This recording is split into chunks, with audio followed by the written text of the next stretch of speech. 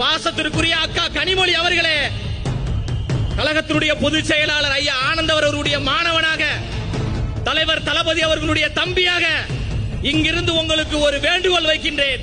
பெண்களை பாதுகாக்கக்கூடிய கட்சியாக திமுக இருக்கும் என்றால், பெண்களுக்கு துணை நிற்கக்கூடிய கட்சியாக திமுக இருக்கும் என்றால், எங்களுடைய கட்சியுடைய பெண் நிர்வாகிகளை குறித்து கீழ்த்தரமாக அயோக்கியத்தனமாக பேசிய அந்த நபரை 24 மணி நேரத்தில் திமுக என்கின்ற கட்சியில் இருந்து நீக்குவதற்கு திமுகவிற்கு துணிச்சல் இருக்கிறதா?